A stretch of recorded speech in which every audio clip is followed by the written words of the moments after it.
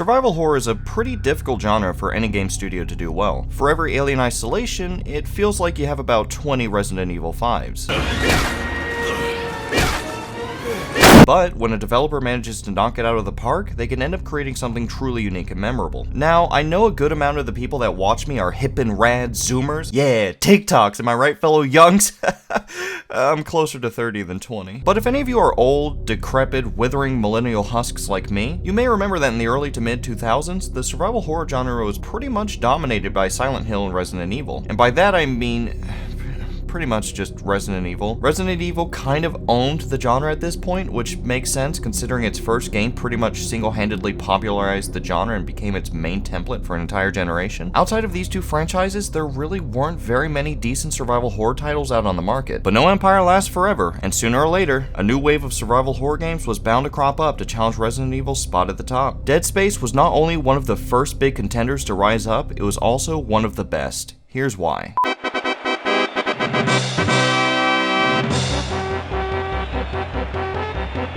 Do you get it? Because I'm literally setting the stage. I am so fucking funny!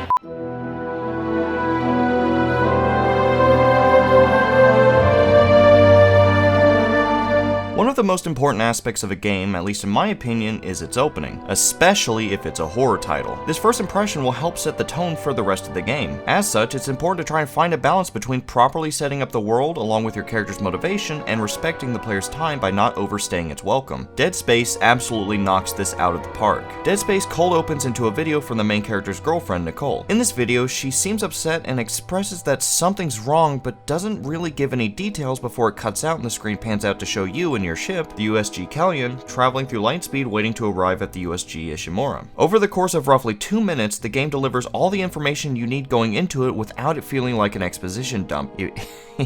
Even though it kind of is. You learn your character's name, Isaac Clarke. You learn about your mission, to investigate the Ishimura's distress signal and help repair their ship. You learn about your character's personal reason for going on this mission, your girlfriend sending you that weird video. You learn that this takes place in a future where we have massive spaceships capable of ripping off huge chunks of planets for the purpose of mining them, and you learn that something is clearly wrong. The Ishimura has no lights on and no one is answering your ship's messages. After the 3-minute mark, your ship fails to auto-dock with the Ishimura and your crew crashes into it, barely getting inside in one piece. Haha, it looks like you're in for a quirky random time, lol XD.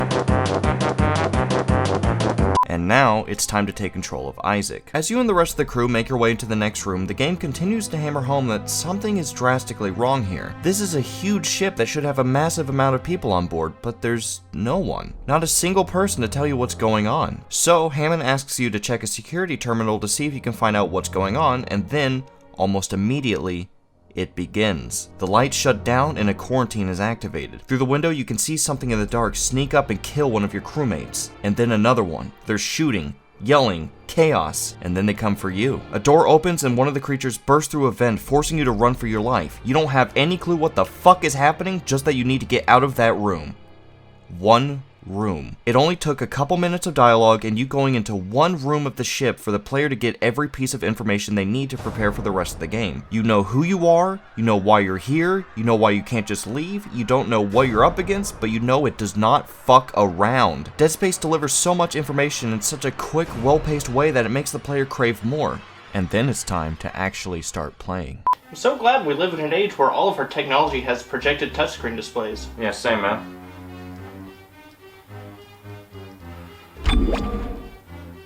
Oh, fuck!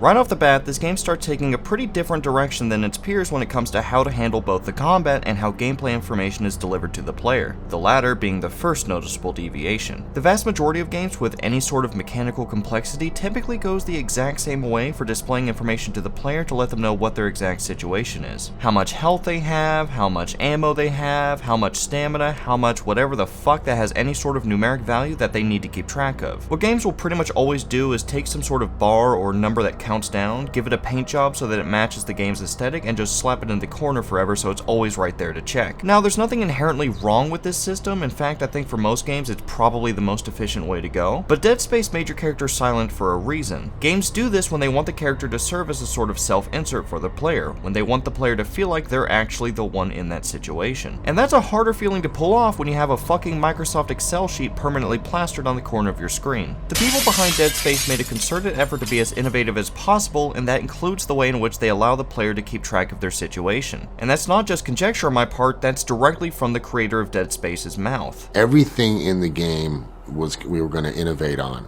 even the HUD, and that's why there's no HUD. We were going to innovate on his, on how much health he has. That's why the health is on his back, right? These are little things. We were going to innovate on the stomp, and that's just a simple melee. And the simple melee turned out to be one of the greatest features in the game. And so it's another lesson learned was like, if you can take some of these simple things in the game, like the HUD and the melee, and try and go further with, you can turn it into a feature. Oh yeah, look at me actually doing research and shit. I'm so fucking smart, holy fuck! Right off the bat, we're shown that the way we'll see things such as health, ammunition, inventory, everything will be different from what we're used to. Instead of a little bar in the corner of the screen, we're shown Isaac's health is directly on his spine. They even have Kendra directly acknowledge activating your glow stick goop, showing that this isn't just a display for the player. This is an actual in-universe function. The technology in this universe actually allows people to check each other's vitals by just looking at the melted Crayola in their spines. And this same philosophy of making displayed information feel like an actual part of the world is omnipresent throughout the entirety of the game. Ammunition counters are projected directly from the weapons themselves. Your aiming reticle projects from the gun to whatever you're aiming at. The open door buttons are part of the actual doors, not just a prompt that shows up on screen. Your inventory is projected from your suit and displays in real time, meaning the actual game around you doesn't pause. You can't just stop and browse what you have when— oh my god, fuck! Everything actually feels like it's a part of the game's world, not just some external tracker for the player's benefit. I fucking love this.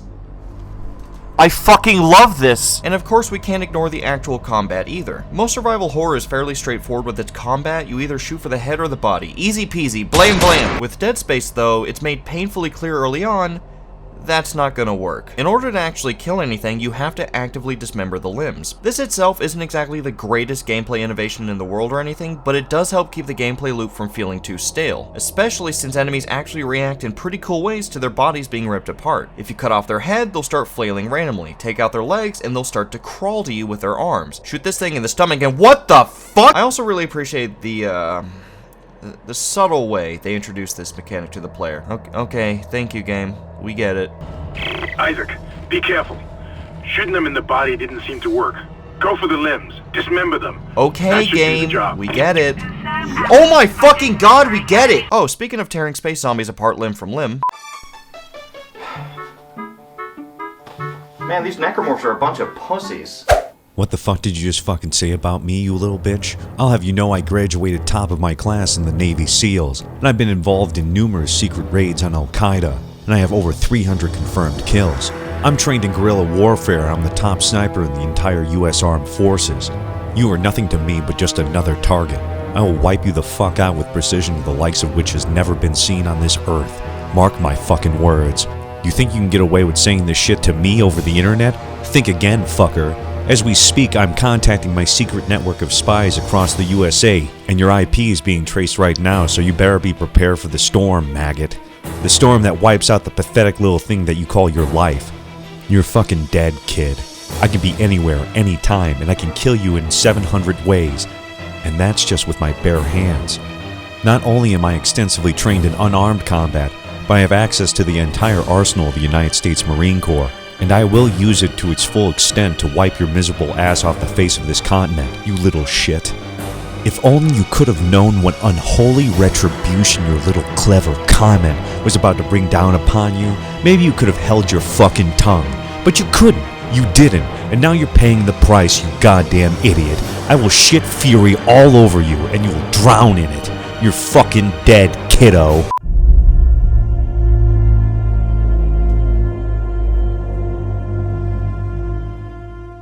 The The dismemberment system actually makes a lot of sense in the game world. After all, these aren't zombies in the sense that people normally think of. They're not trying to catch living prey to infect, they're trying to turn living prey into dead prey, specifically Prey 2017. Necromorphs are an infection. They reproduce by killing living creatures and turning their dead bodies into new necromorphs. They don't need blood flow, oxygen, digestive organs, none of that. They just need to be able to kill. And this opens up avenues for some really cool enemy designs. And while I definitely feel like it could have gone much further, Dead Space does a pretty decent job of taking advantage of this. The game starts off pretty simple with slashers and leapers, just scary looking people. You can pretty much just go for the arms and call it a day. But then you start seeing what other monsters can be made from different types of corpses. You have Pregnants that, if shot in the stomach, will burst and release a swarm of tiny necromorphs to try to kill you. You have these gangly looking fucks that'll try to kill you with their explosive sack.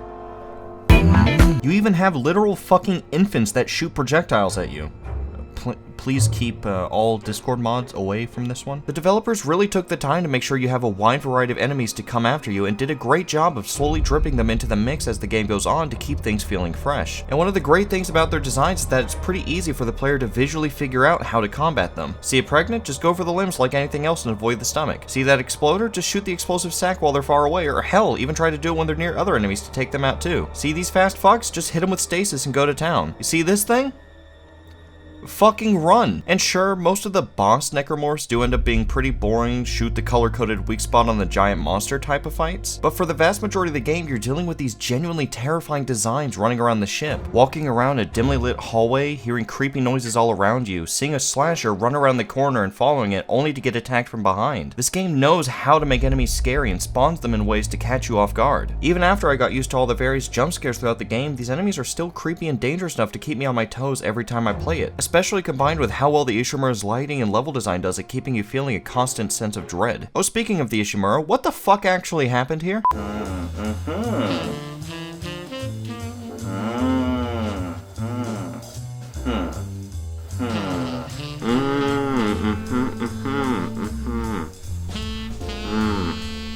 This fucking sucks.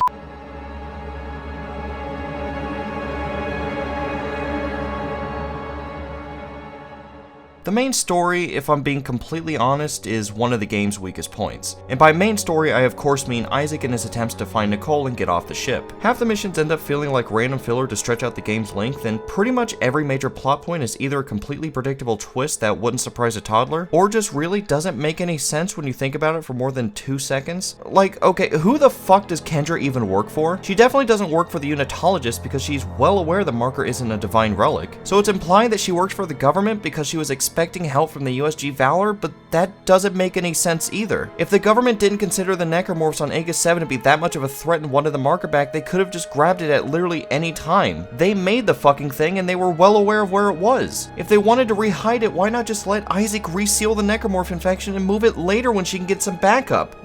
This is fucking stupid. What was your plan here? And did the government just not tell the Valor what the fuck the Necromorph? Did they not know what they were here to kill? It took one of these things to wipe out their whole ship. What the fuck? And of course Nicole was dead. I feel like that was pretty obvious before the reveal when she started turning computer screens into fucking hieroglyphics. What the fuck did Isaac think she meant when she kept saying to make us whole? Did you think she was sexting you, dude? Isaac himself is probably the best part of the main story, and not just because he doesn't ever randomly jump scare you with shitty FaceTime calls. Isaac! The one thing I like about the main story here is that the main character isn't really anyone special. You're not a soldier, you're not a cop, you're not anyone really that has any sort of combat training. You're an engineer, a glorified space repairman. You're a fucking wagey slavey. Almost every single person that's actually trained on how to use a gun dies in the first chapter. And this is all really well accentuated by the fact that the weapons you're using aren't actually supposed to be weapons in the first place. This plasma cutter, this line gun, this is all mining equipment, or at least it's all supposed to be. I don't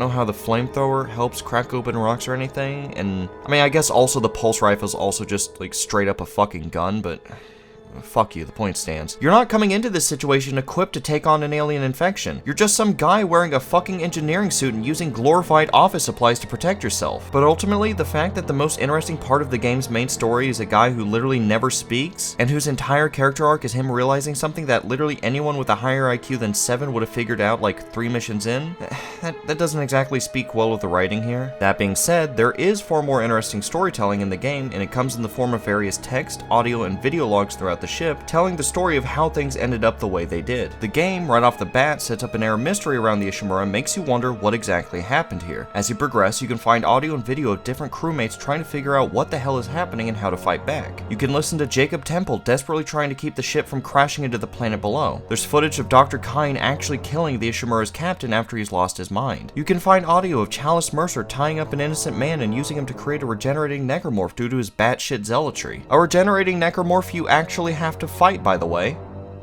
Fuck this guy. Dead Space doesn't just tell you what happened through one giant exposition dump. The game continuously drip feeds you more and more details on what exactly happened on this ship through the perspectives of different people, and it lets you connect all the pieces together for yourself. It genuinely becomes way more interesting than whatever the fuck Isaac and Nicole have going on. Oh shit, hey, is that Jacob? Hey, what's up, man? Dude, I saw your audio logs. Did you ever find your girlfriend? Oh. Well, fuck. Dead Space obviously wasn't the first game to do something like this, and it obviously wasn't the last, but I feel like for the time period it was released in, it was probably one of the best examples of this in the horror genre. For me personally, it struck the perfect balance of not telling you too much so you can imagine a good amount of things for yourself, while not telling you so little that you don't actually have a solid understanding of what the fuck happened. It might be kind of a silly thing to appreciate, especially since these logs are completely optional and you can just ignore them if you want, but I do love when a game puts this much effort into making sure the players can figure out a game's backstory for themselves. You know, I'm not actually sure how to transition into the final section here. Huh.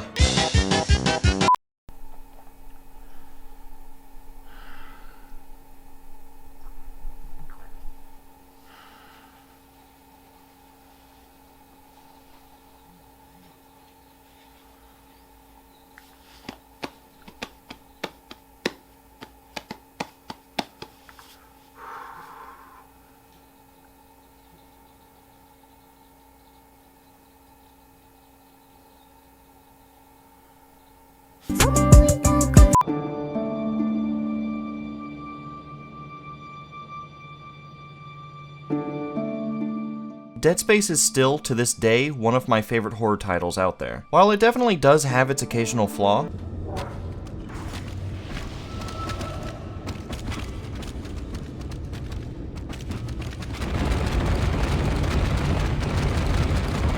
the overall tone, aesthetic, the Necromorph designs, all of it has stuck with me ever since I first played it as a kid. It's such a genuinely unique experience that I truly think anyone with even a passing interest in horror games should play at least once. Since its release, the series has certainly gone through its ups and downs and ultimately ended when EA shut down the studio behind it. But while we may never get the Dead Space 4 I always hoped for, at least the original that started it all will always be here to go back to. Dead Space is a classic in every sense of the word, the likes of which I haven't really seen since. It may not be perfect, but it's a beautiful showcase of what developers can make when their heart is truly behind a project. Glenn Shawfield, I definitely fucked up that name, recently started work on a new horror title called The Callisto Protocol. So hopefully we may once again be in store for something truly unique in the survival horror genre. But while we wait on that, I guess I still have a couple of other games on my to-do list I gotta replay.